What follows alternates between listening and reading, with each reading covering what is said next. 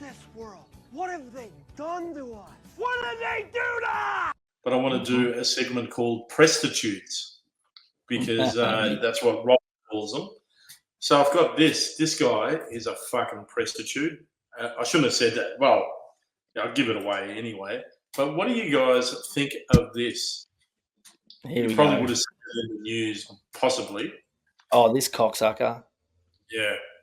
I know what has promised to repay a man he stole 2 vehicles from 3 years ago. The victim of the incident has spoken out, describing the teenager as a good kid after he apologised live on Sky News.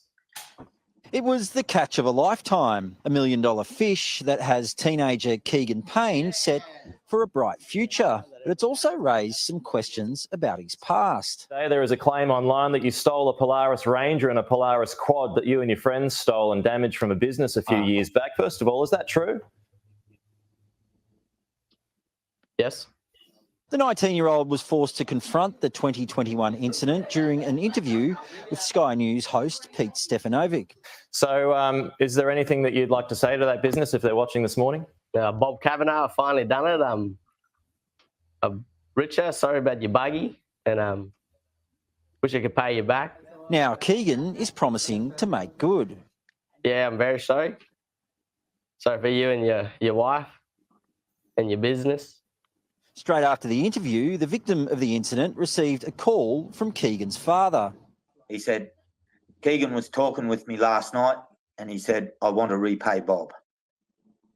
So that, to me, speaks a lot of the character of the kid that he really is. Bob Kavanagh employed Keegan at his Catherine mowing business about 4 years ago. About a year later, during the COVID-19 lockdown, Keegan and a friend stole the 2 vehicles. I did inform the police that I didn't want to take it any further through them because as far as I was aware, both Keegan and his mate had no prior history with the police. Instead, he organised a meeting with his parents, who he has known for 20 years.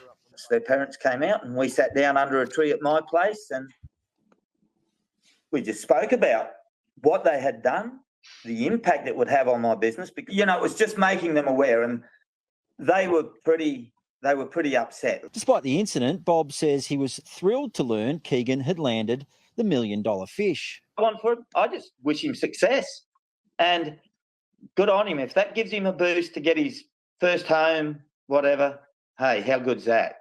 You couldn't wish much better for a young fella. And he says he's happy to consider the offer to pay for the buggy. I'm having a meeting with him and his father next week. We'll sit down and I'll just see him what he wants to do.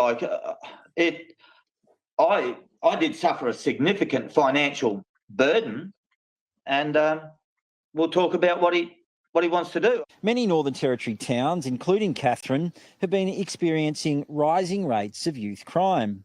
But Bob says Keegan's story is proof there can be a better way. I'm not an expert in the field, but I believe if we can get to these kids at an early stage before they get a long way down that crime trail and just go through things a little bit differently like I did with these boys, I reckon a lot of them can be turned around. Matt Cunningham, Sky News. Matt Cunningham. So I wanted your feedback, guys. That's a great interview, mate. That is a great interview. That fella at the start, that reporter, if that's what he calls himself, he probably should have both his ears and his eyes poked out and his legs cut off. Did he put him on the spot then? He put him on the spot, so he didn't know. It was he was interviewing him for the $1 million. It was an ambush, man. Yeah, an ambush, and then they found out that he had that in his background, and then grubby as fuck. You can Fair see, enough. You know what it is? The kid's got a natural smile, and I thought that might go against him because it looks like he's laughing. But you can see he's even fucking uncomfortable, man. That wasn't that to me. Did not look like a smile. Yes, didn't he? He took 5 seconds to say yes. Yeah.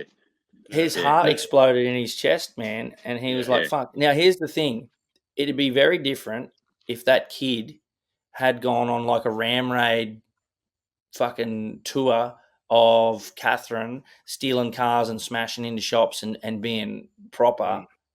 Yeah. But it had already been sorted out. They'd already, police hadn't been involved. So they had to really dig for that dirt. They went looking. They went, hey, here's a kid. Why would they dig so hard? Why would they see a kid and go, you know what? There's got to be something. Unless someone came forward and said, oh, you know that kid. And then that's just fucking grubs, dobbing him in or whatever. But that obviously didn't go to the police. I doubt that it would have been in the news. How the fuck did they find out? It was either dirty work in the background, or one of their family friends or somebody that knew has dobbed him in. It definitely wasn't the dude that it happened to. Don't be jealous. Someone's jealous that he's won $1 million and gone, we got some dirt on him. I'm going to ring Channel 7 or fucking whatever. That's right. To get him on under the pretenses of, we just want to talk to the $1 million winner. And then waiting until, they were nicely into the interview, and then him dropping that bombshell on him just to see how he will explode in front of a camera. Yeah. He apologized, Stefanovic. Yeah, who gives a fuck? Apologized for that. He already did it. That's the problem. Too late. Because there was backlash. There was backlash. Yeah. People like you and I just went, exactly. This is bullshit. We saw it for what it was. You know what else I blame though as well? Because I believe that he stole the cars during COVID. So, it's that social environment. I would say. So he's got nothing to do, and he's like stupidity. Being a kid, he said it as well. He goes, I was young and stupid. He's only 18, 19 anyway. Exactly, he was bored, and I'm not excusing the behaviour. It's a shit thing to do to a guy, and especially someone you work with. The fact that they stole off a guy that he worked with means they were fucking dumb. They were probably on the piss and made a dumb decision. He's like, here's old mate's fucking car. I've got a key to that. Jumps in it. We've all been there as kids where you've got an opportunity to do something stupid like that, and usually common sense kicks in, even if you are on the piss.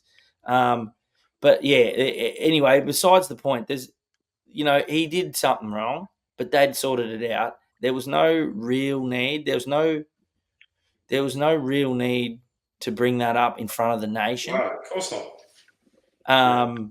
No, it's and good, put him on the news, spot mate. like that. But he melted him on the spot purely to see what his reaction would be. Like the camera just zooms to him, and there's like a good 3 seconds of nothing, where he had to take it in, figure it out. Yeah, makes me get a bit of faith back in the Australian public, because there was backlash. They didn't go, what a shit kid. Everyone. My son had backlash. My son, 16 years old, he was telling me about this $1 million fish winner, and I went, and I'd sort of heard a bit about it, and he said, apparently he'd stolen a car or something. And I said, had he? And he goes, yeah, but it was like 3 years ago. And it's like, who gives a fuck? It's like, wow. Yeah. I said, so don't, he's getting it.